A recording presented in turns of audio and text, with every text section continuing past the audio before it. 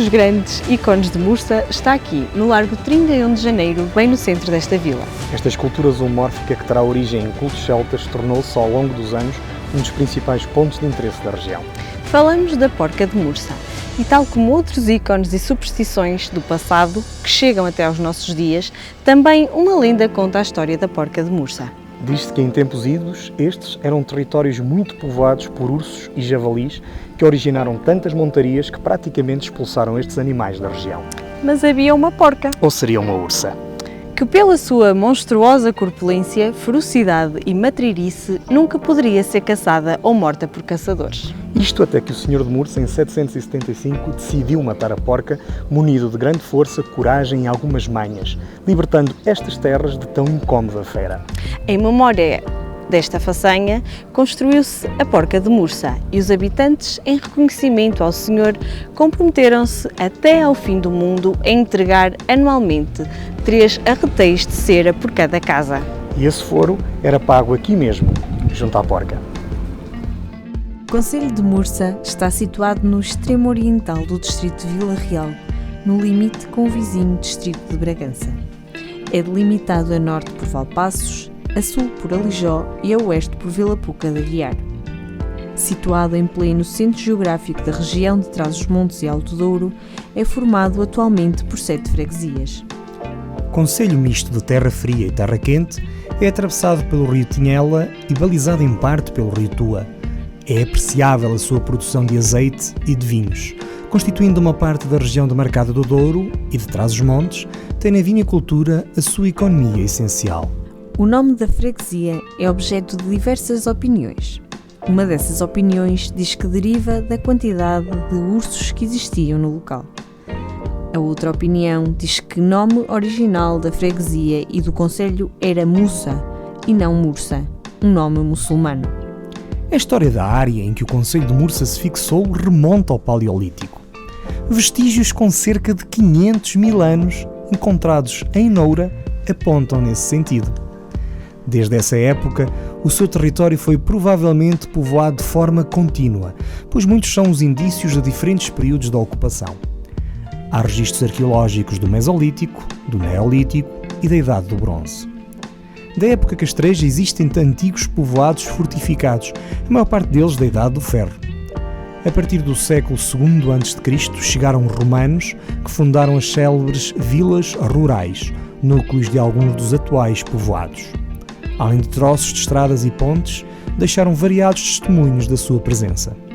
No século XIII, em 1224, Dom Sancho I vai conceder carta de povoação a Mursa, com o objetivo de desenvolver uma terra que, até aí, estava quase abandonada. Dom Dinis concede foral a Mursa e Dom Manuel renova-o, com um foral novo nos inícios do século XVI.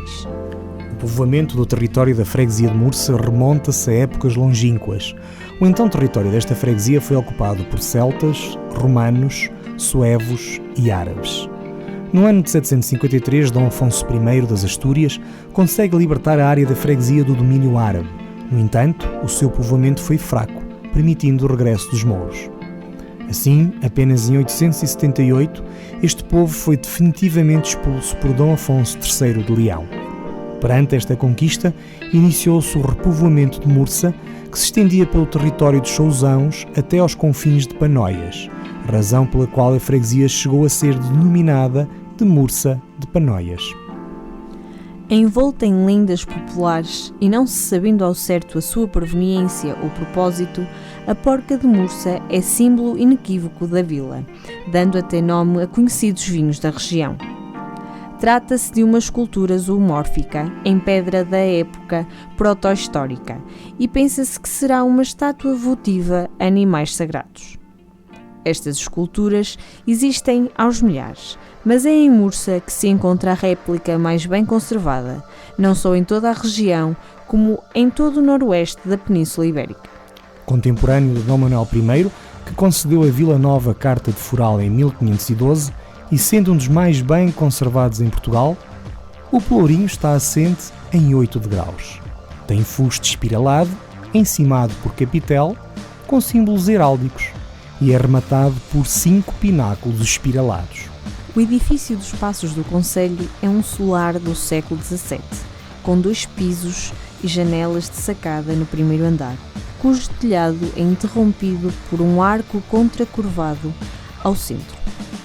Ocupa toda a ala norte da Praça 5 de Outubro, a Praça Velha, onde estão os símbolos da autonomia, do poder e dos afetos, onde se percebe o convívio dos moradores e a visita afetiva dos imigrantes, que fazem da Praça Velha uma âncora para fundear as saudades.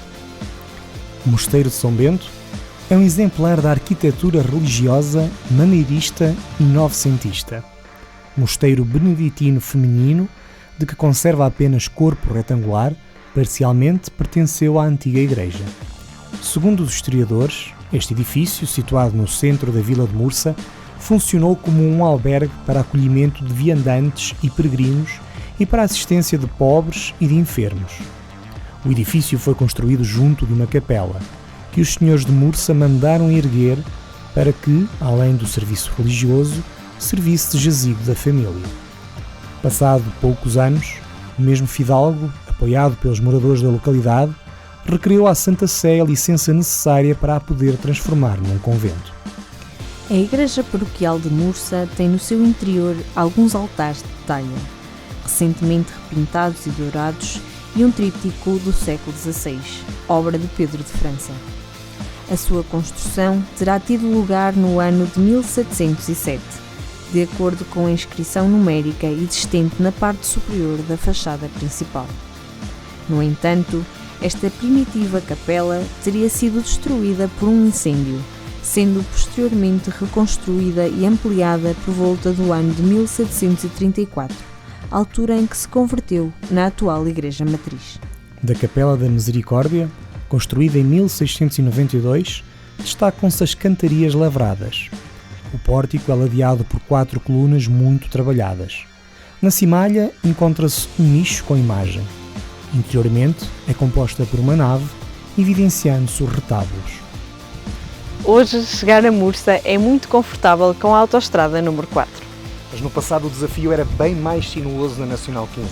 Tudo começa do Alto do Pópulo, ainda em Aljó, quando se vislumbra o profundo e amplo Vale do Rio Tinhela.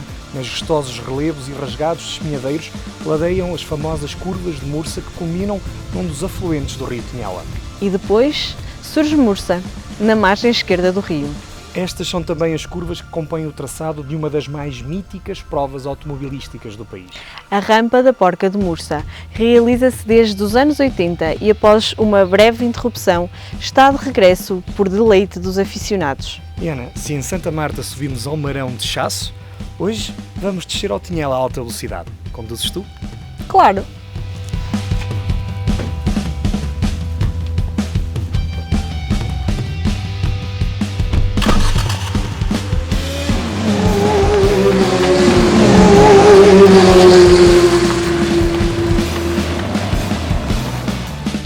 É uma das rampas mais tradicionais do calendário nacional.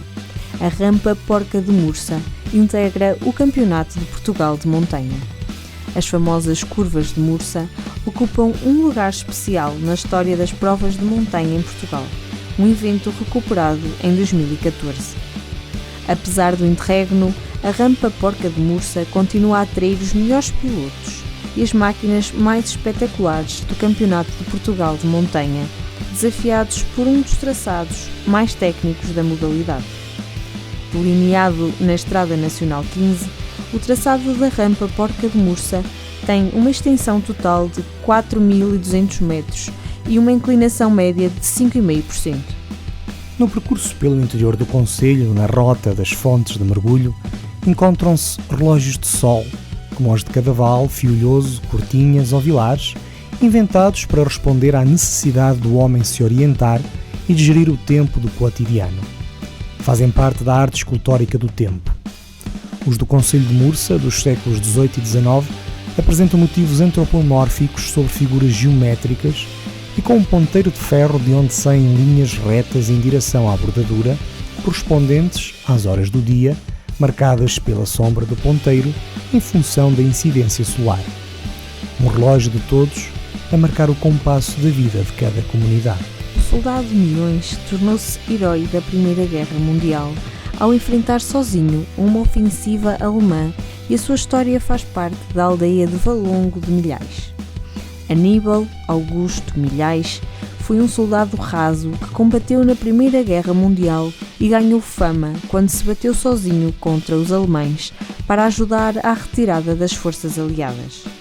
Foi em abril de 1918, durante a Batalha de Lally, que os seus atos de bravura lhe valeram a mais alta condecoração militar nacional, a Ordem de Torre e Espada. Milhais acabou por ficar conhecido como Soldado Milhões, um epíteto que nasceu com o elogio do seu comandante Ferreira do Amaral. Tu és milhais, mas vales milhões.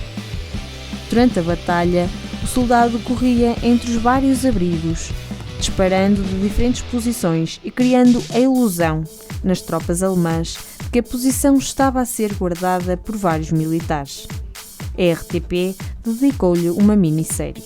Situada num planalto, onde tem ponto de passagem a Estrada Nacional que estabelece a ligação entre Mursa e Chaves, Jou pertence, até à reforma administrativa de 1835, ao extinto concelho de Carrazedo de Montenegro. Esta povoação, juntamente com os seus populosos bairros, é considerada a maior do concelho. As ruínas de um antigo castelo e de uma antiga necrópole constituem um importante conjunto arqueológico. Além da igreja matriz, há ainda um santuário com uma capela onde anualmente, no último domingo de julho, se realiza uma importante festa em honra de Santa Isabel. Noura está situada no cimo de uma encosta e dentro da chamada Terra Quente. A ocupação humana desta freguesia remonta já à época da pré-história, como comprovam os inúmeros vestígios arqueológicos encontrados ao longo dos anos. Reconhecem-se daí as ruínas de um antigo povoado castrejo. Este nome, Noura, provém da evolução da palavra Naura, que quer dizer nora, engenho árabe utilizado na rega dos terrenos agrícolas. Aparece integrada no termo de Mursa a quando da concessão do foral a esta por D. Sancho II, a 8 de maio de 1224. A ponte romana filipina é também conhecida pelos locais como Ponte Velha. Até final do século XIX era a única forma de ligar o concelho de Nascente a Poente. Foi reconstruída no final do século XVI por Filipe II de Castela e I de Portugal, como provam as inscrições, ainda hoje visíveis no padrão da margem esquerda.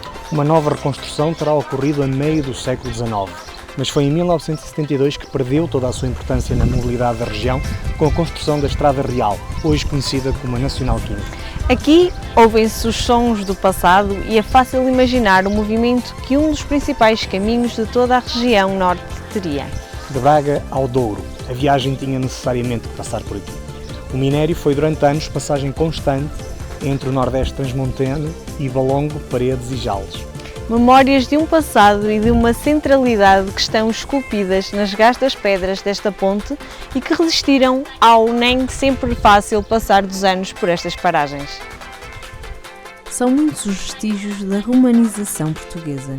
Quando chegaram ao território da Península Ibérica, a que hoje chamamos Portugal, em finais do século III a.C., os romanos tiveram sempre uma estratégia de domínio e de comunicação. Para progredir no terreno e para que as legiões pudessem caminhar, construíram vias de acesso, calçadas e pontes que ligavam pontos estratégicos do território. Por Mursa passa a grande via romana que ligava a Astorga à foz do Rio Douro, atravessando o rio Quinhela e que depois da ponte que aí construíram se divide a caminho de Braga ou a caminho do Val do Oriense. Unindo as margens do rio Quinhela, a ponte ergue-se perante o passar dos anos. Ainda que o passar do tempo a tenha condenado ao esvaziamento da sua utilidade, é hoje um monumento de interesse público que coroa o período romano e a sua perenidade até aos nossos dias. O troço da via romana ainda se pode percorrer com a calma solarenga a que um dia de férias nos convida. Aproveitamos para apreciar o silêncio de agora e imaginar o bulício de outros dias, como o som dos cascos dos animais a pisar os trilhos. O Castro de Palheiros é uma fortificação castreja tipicamente celta. Estes povos entraram na Península Ibérica no século VI a.C., trouxeram aos povos indígenas aí existentes a técnica do ferro e escolheram lugares altos para se instalar, arejados e com grande visibilidade, onde fosse mais fácil a defesa contra os seus inimigos. São cabeços graníticos enormes, à volta dos quais os celtas construíam muralhas altas, dentro das quais edificavam habitações circulares, com pequenos muros de pedra cobertos de colmo, argila ou madeira. O Miradouro de Palheiros integra-se no vetusto castro com o mesmo nome e eleva-se sobre um espigão quartzítico que emerge na depressão geológica da Terra aqui. É uma feliz coincidência agrupar uma paisagem avassaladora, um contexto arqueológico impressionante e um centro de interpretação no local. Um lugar imperdível. Existem 2 principais trilhos no concelho.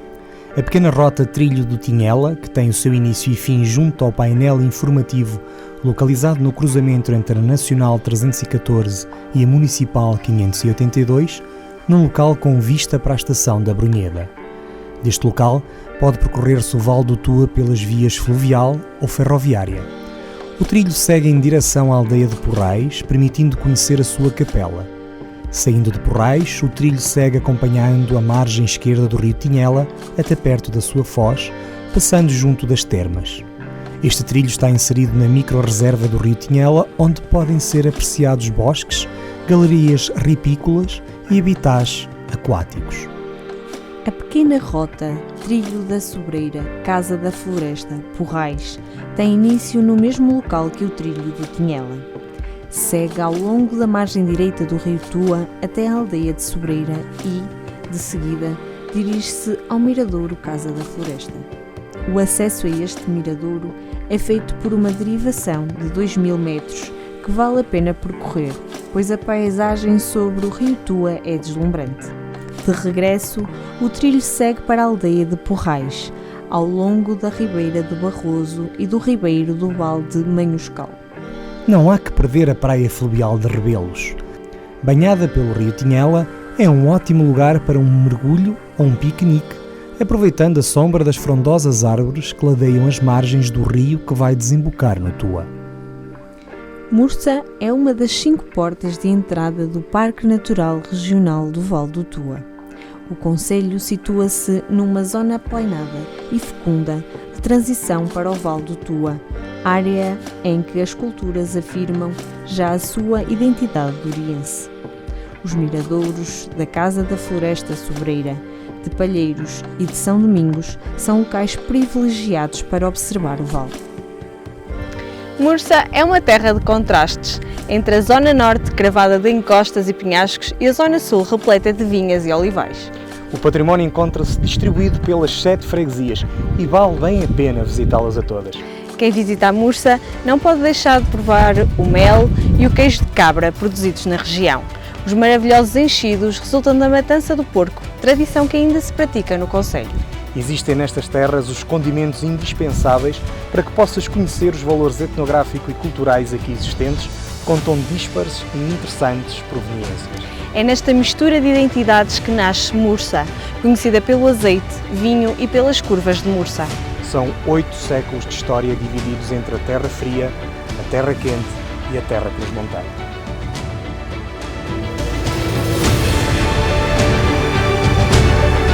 Universidade FM. Procura-nos no Facebook em universidade.fm. Há uma região imensa para descobrir. No Para Cá dos Montes Verão 2020, nós apontamos o caminho. A ti, o convite é para que tu percas neste vale encantado. Vem desfrutar da viagem pela história, pelo património e pela natureza. Explora os sítios que te propomos. E descobre aqueles que vamos manter em segredo.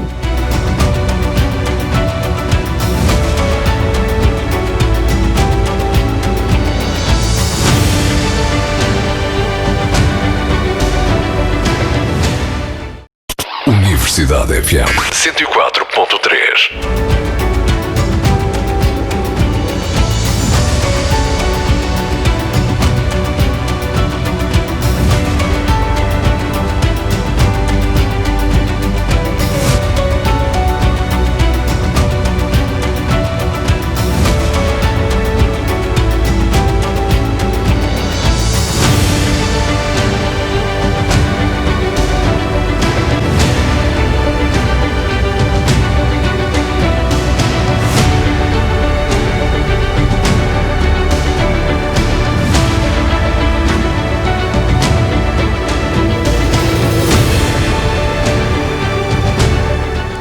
concelho de Carraseda de Anciães, embora influído na terra quente transmontana, apresenta características e realidades que, embora diferentes, se complementam.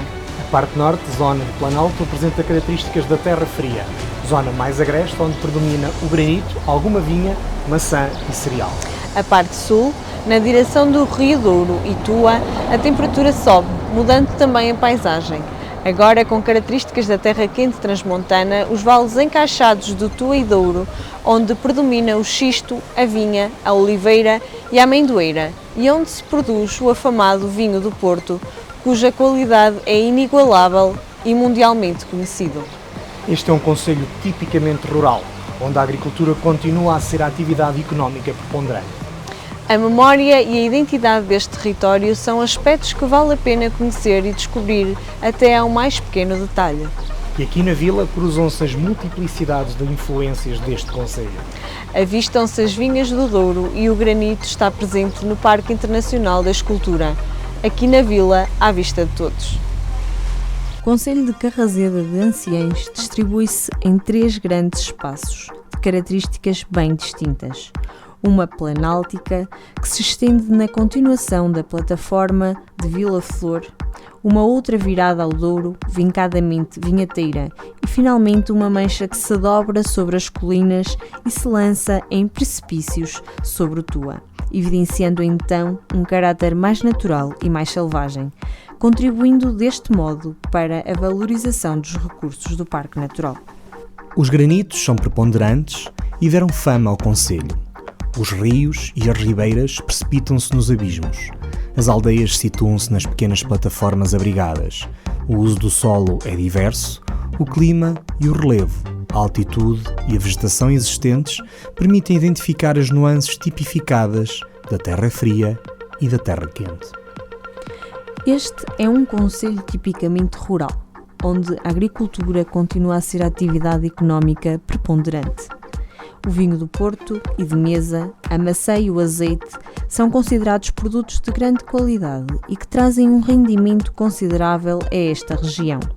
E é neste sentido e de modo a divulgar estes produtos que anualmente se organiza a Feira da Maçã, do Vinho e do Azeite. Foi intensa a presença romana no município e da mesma nos chegam as pontes, calçadas, fontes e altares, seguindo-se a fase das paróquias suevas, cuja paróquia ou unidade rural se designou em Carraseda por Pagos ao Neco, situado entre o Pagos Panónias, a ocidente, e o Pagos Valiarícia, a oriente. É nesta cronologia alargada, difusa e muitas vezes débil em fontes disponíveis que surge o Castelo de Ancilanes.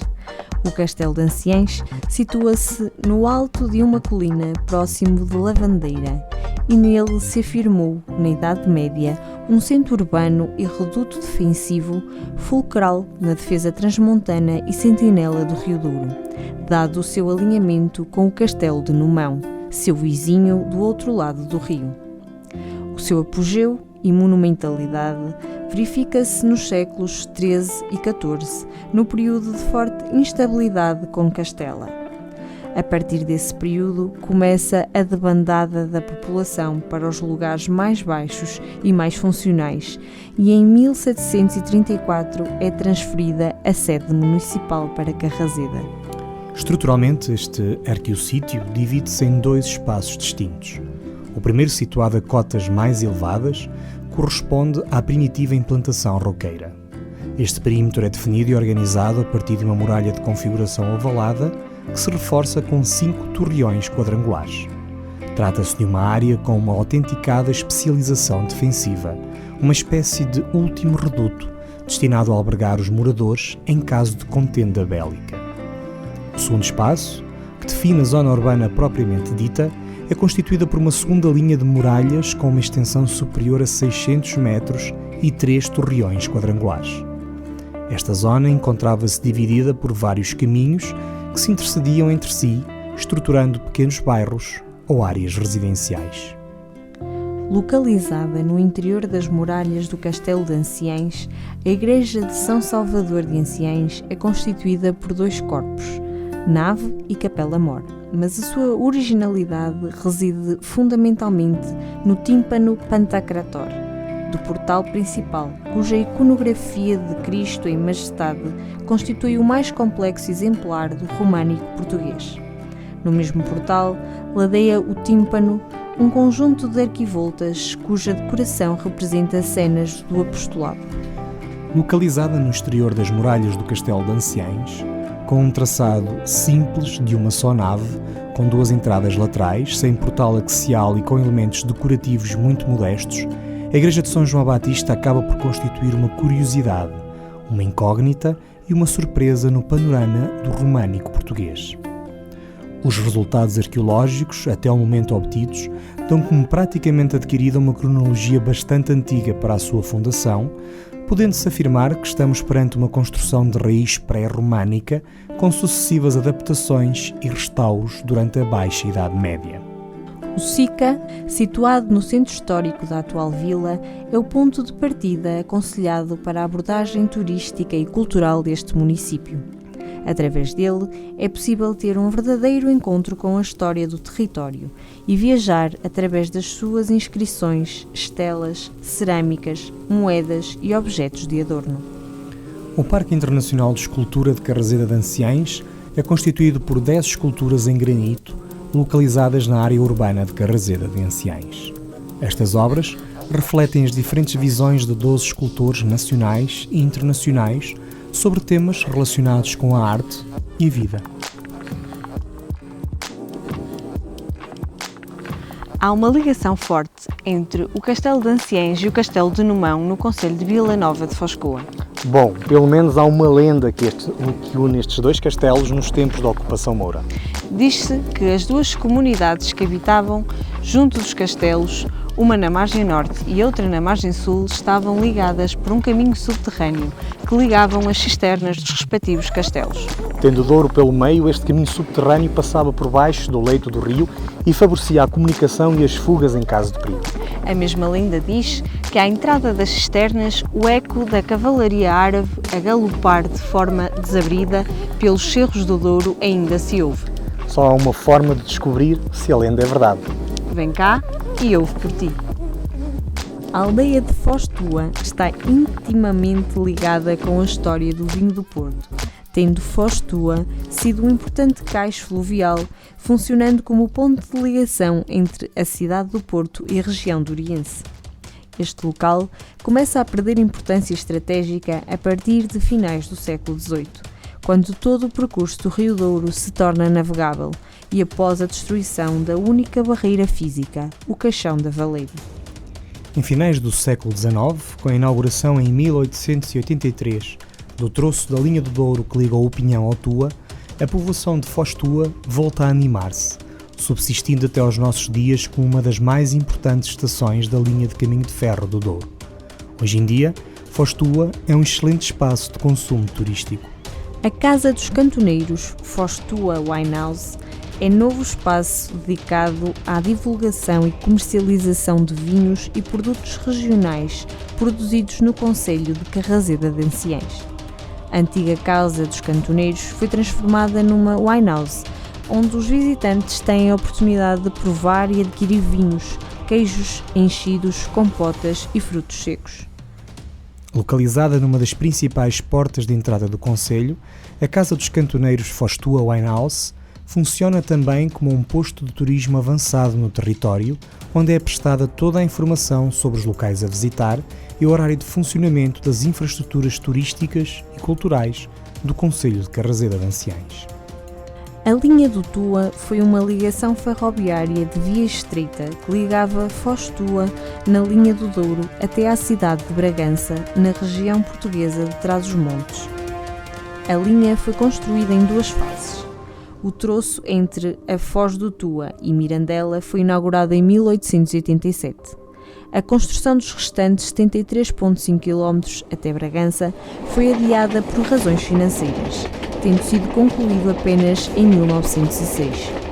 Em finais da década de 1980, o governo planeou o encerramento de grande parte das linhas em Portugal, tendo-se iniciado o declínio da única linha ferroviária que atravessava o distrito de Bragança.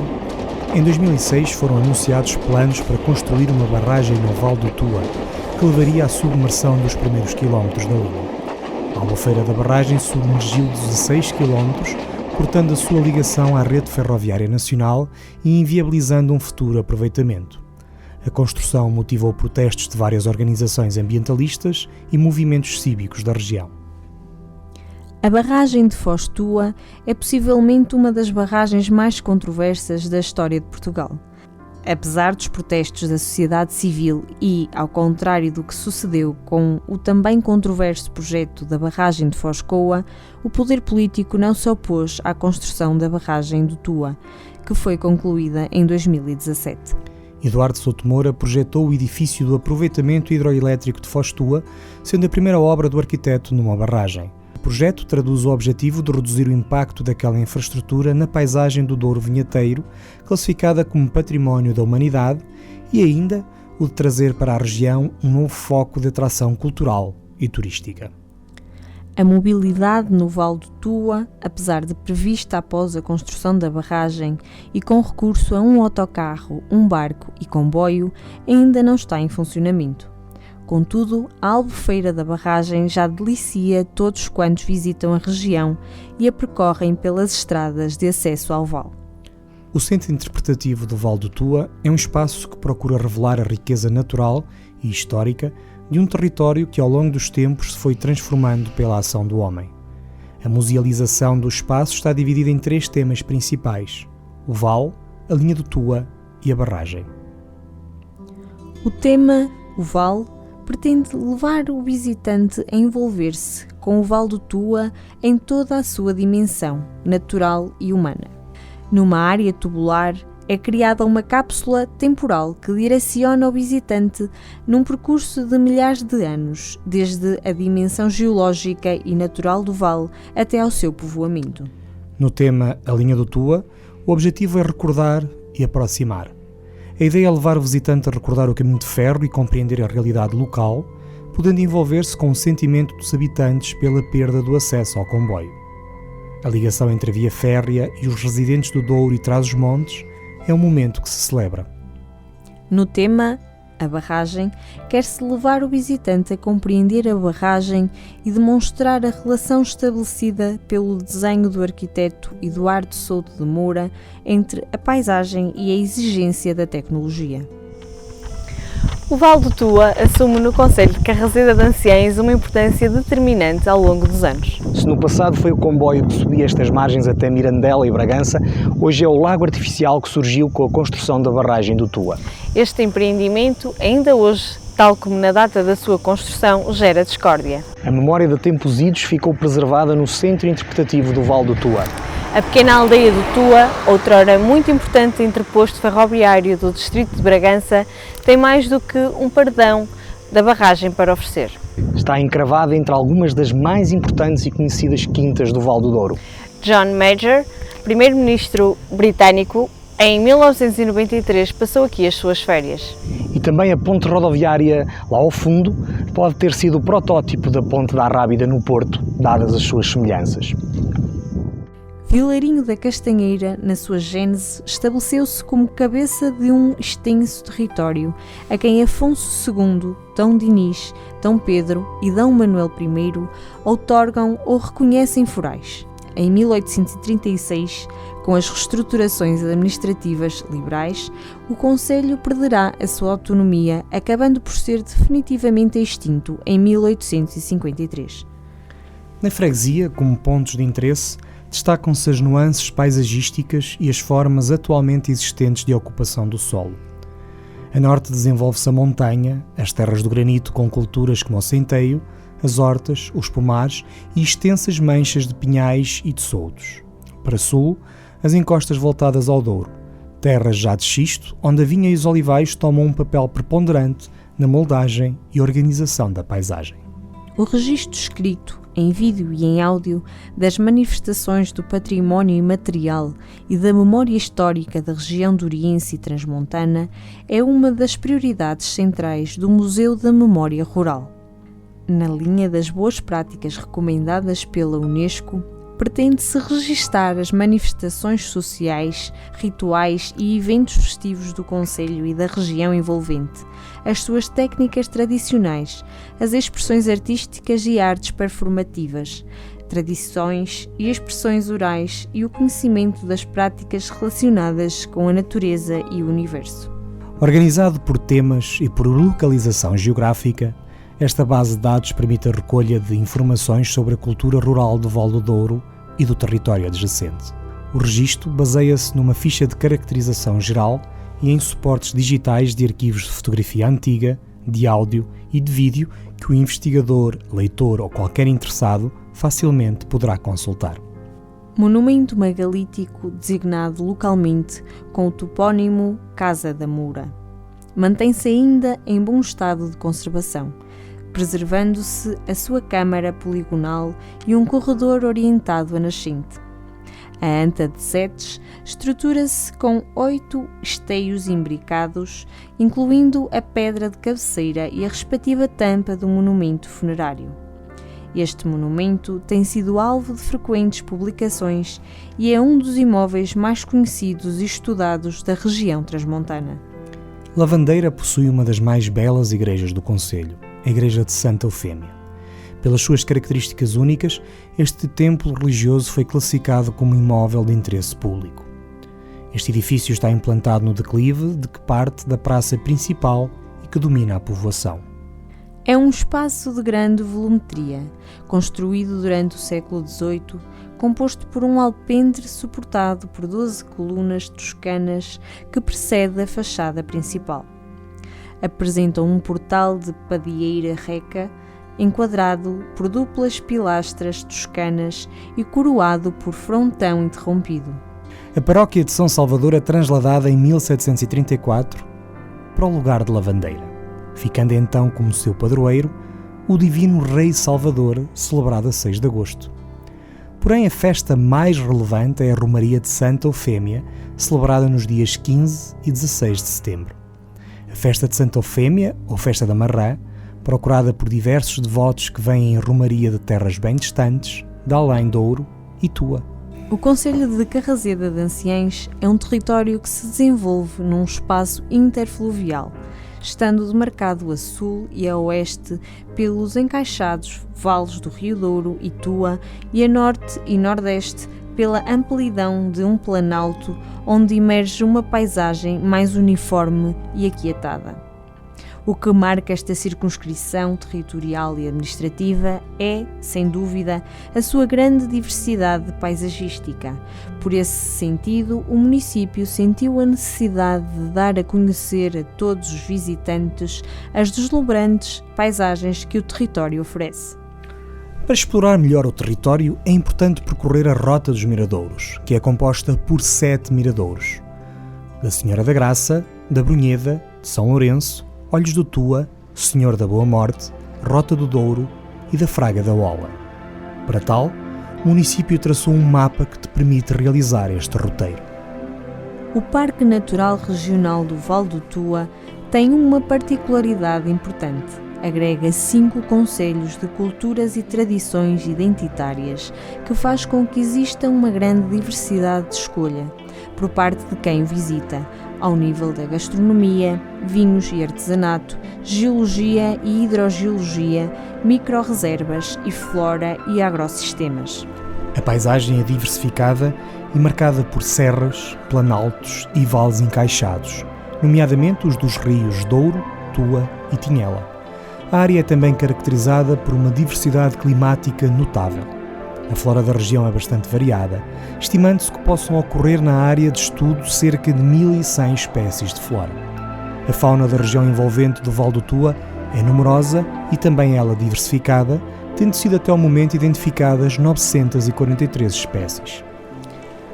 Em termos de património cultural, para além da inclusão parcial no Alto Douro Vinheteiro, Património da Humanidade, a área do parque possui um vasto conjunto de valores patrimoniais arquitetónicos, arqueológicos e etnográficos. O Museu de Memória Rural pode ser o ponto de partida para conhecer o concelho de Carrazeda de Anciães. Este espaço, que na verdade são vários espaços, espalhados pelo território, oferece um projeto de museologia rural centrado nas temáticas relativas à cultura e ao património imaterial da região duriense e transmontana. Aqui conta-se o que de mais tradicional e genuíno estas terras têm para oferecer. Neste pedaço de paraíso encostado ao Douro e ao Tua, cultivam-se campos, alimenta-se o gado, mata-se o porco, apanham-se maçãs, faz-se azeite e vinho. Carraseda vive do que a terra lhe dá, do peixe que sai do rio e ainda mostra o que lhe corre nas veias. Montes salpicados de granito, um imenso planalto, estradas coladas ao rio, pomares, vinhas, igrejas, museus, adegas. Pela linha do Douro até ao Tua ou pelo IC5 até Carraseda, deslumbre-se com este património único.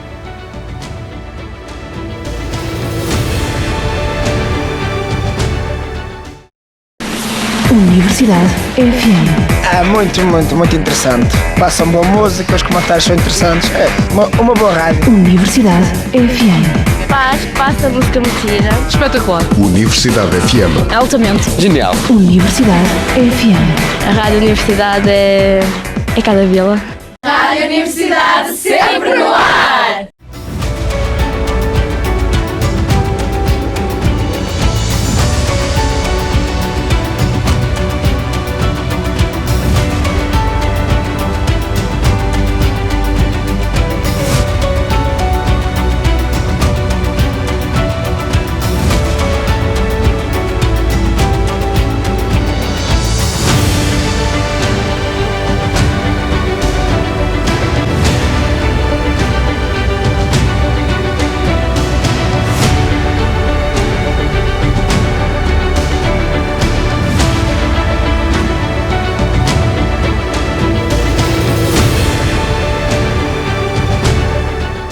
Vamos apreciar a vida calma em Torre de Moncorvo.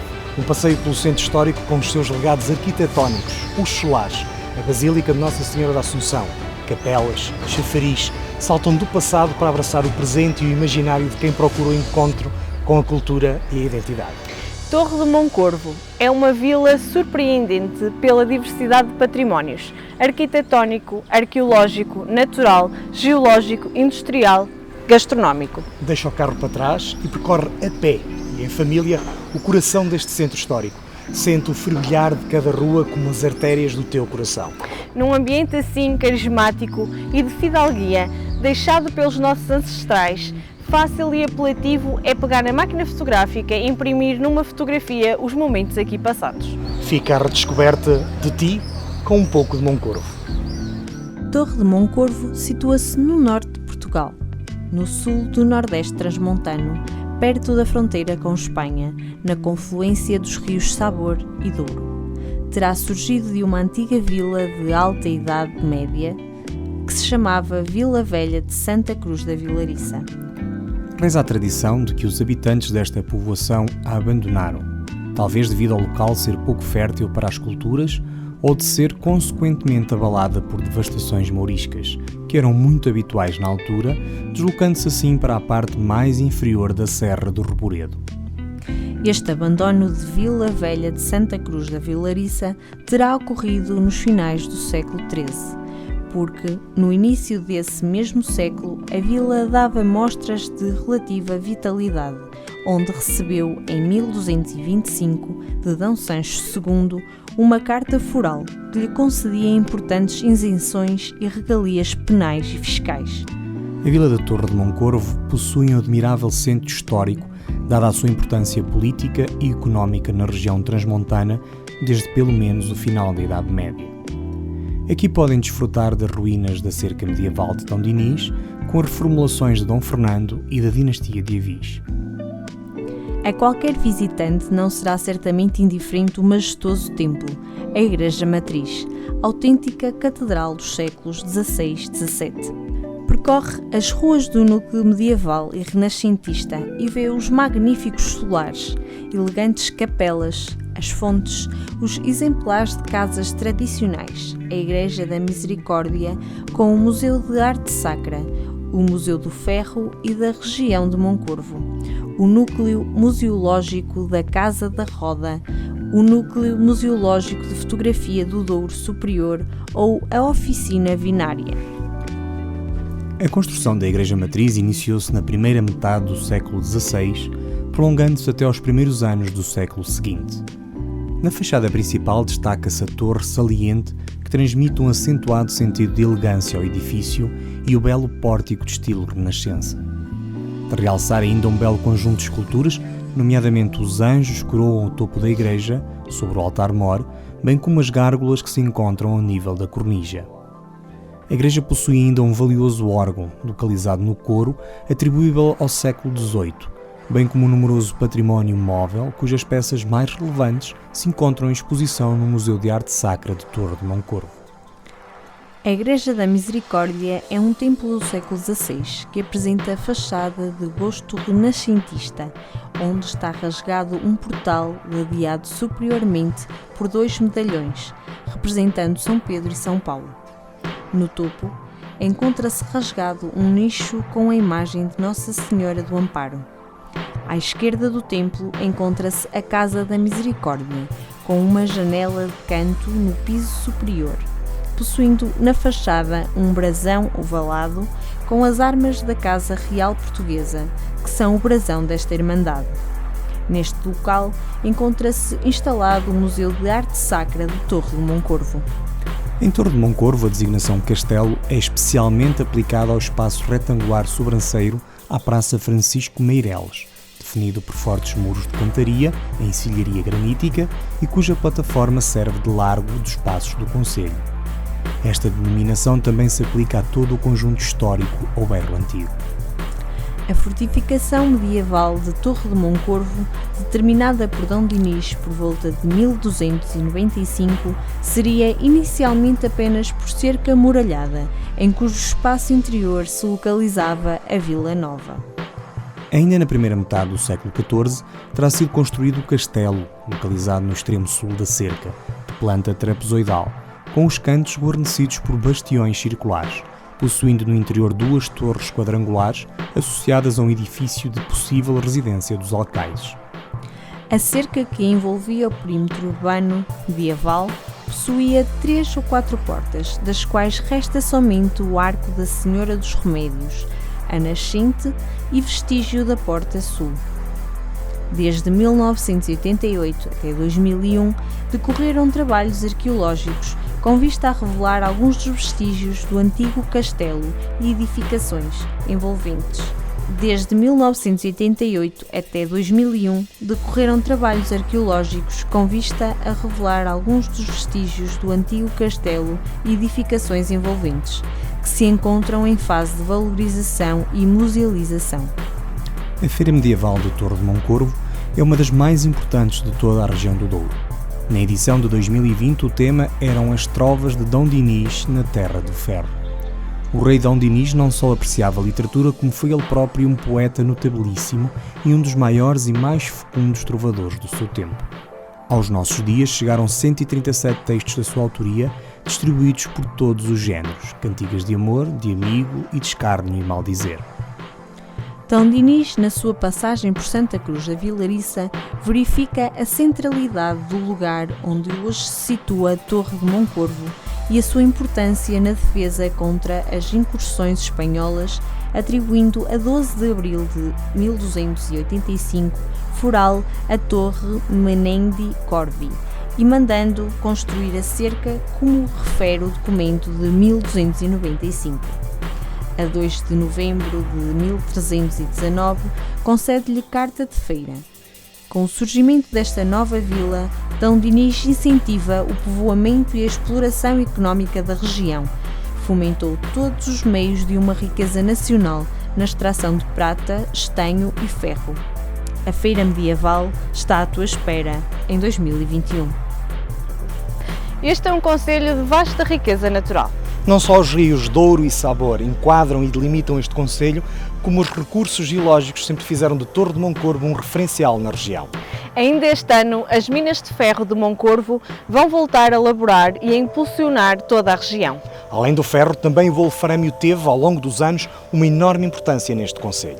A linha ferroviária do Sabor, que apenas esteve em serviço durante 50 anos, foi o motor de desencravamento de toda esta região e escoamento do minério.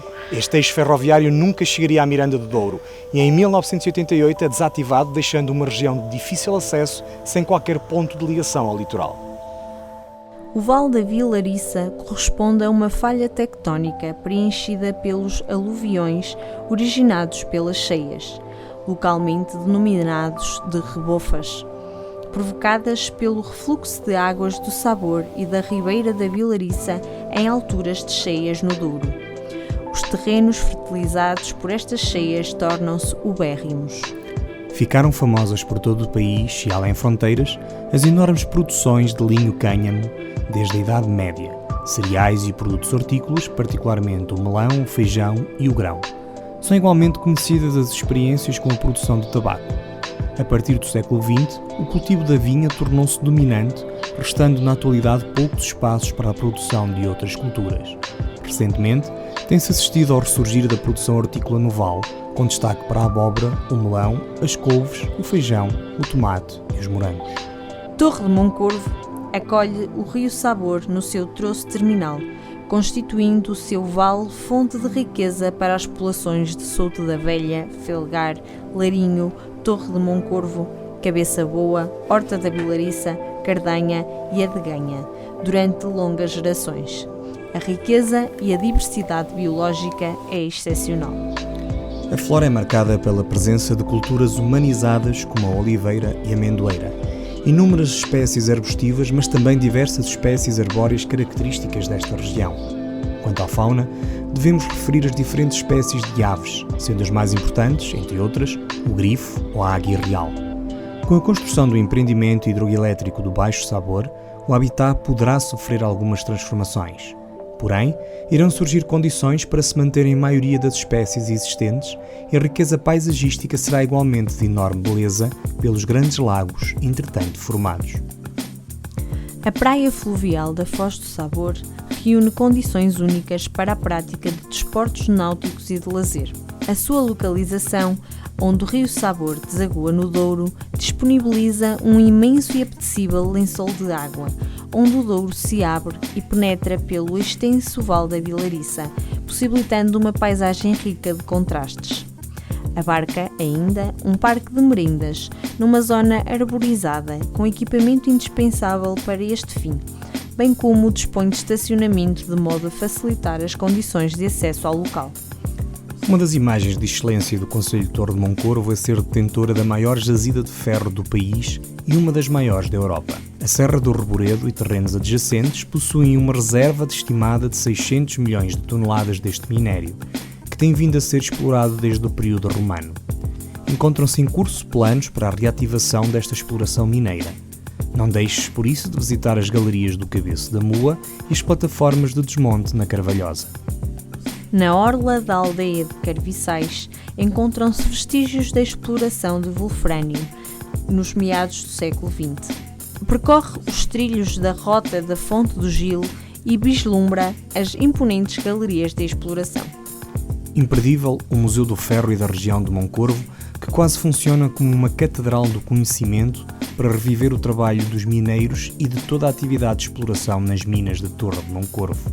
Onde o ferro é a alma da terra é um mote para descobrir este e outros espaços culturais. A partilha de ideias e dimensões artísticas são a garantia de trazer mais vida para a sua vida. O município possui diversos espaços que falam da história local, desde a exposição permanente do património religioso do Museu de Arte Sacra, onde arte e fé ficam no mesmo palco de contemplação, numa linguagem carregada de simbolismo e espiritualidade, ao registro da vida cotidiana das crianças e bebés abandonados na Roda, no núcleo museológico da Casa da Roda, ou então o retrato da força de viver das gerações de homens e mulheres que, à custa do trabalho braçal, do qual despendia o seu sustento, os trabalhos agrícolas, o ambiente económico-social, os rostos de quem marcou um território, tudo ao ritmo cadenciado das dezenas de fotografias do Núcleo Museológico de Fotografia do Douro Superior. Há um conjunto de localidades fantásticas no concelho de Torre de Moncorvo, com muita história e muito património para partilhar. Estamos em Carviçais, a maior freguesia do concelho e talvez uma das mais conhecidas. Se no passado a história do ferro e do bolfrânio passaram por aqui, no presente há ainda muito para conhecer em Carviçais. O que resta da linha do Sabor, que no passado ligou o Planalto Mirandês ao Douro, ao Porto e ao Mundo, pode ainda ser observado da antiga estação ferroviária de Carviçais. O canal ferroviário é hoje uma ciclovia. Se Paredes de Coura foi o primeiro festival de música em Portugal em 1993, o Carviçais Rock arrancou 3 anos depois.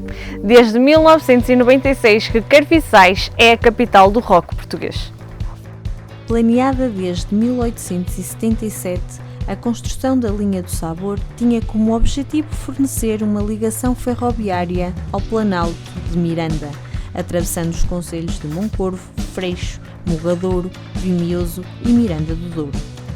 Esta região possuía uma forte produção agrícola, principalmente em termos de pecuária, e importantes recursos naturais, destacando-se as minas de ferro em Torre de Moncorvo e os depósitos de mármore e alabastro de Santo Adrião, em Vimioso. Só em 1938 ficou concluída até 2 igrejas. Todos os serviços ferroviários na linha do Sabor foram suspensos em 1988, num programa de encerramentos que haveria de debilitar todo o sistema ferroviário do país durante décadas. Foi nesse ano que o comboio deixou de apitar em Carviçais, mas os vestígios de um áureo passado ferroviário ainda estão bem presentes. Carviçais é a maior freguesia de Torre de Moncorvo. Conta a lenda que o aparecimento da freguesia anda relacionado com a inexistência de albergues na Estrada Real que ia das Beiras a Miranda do Douro. Então, uma família decidiu abrir uma estalagem para abrigar os viajantes no local de Carviçais.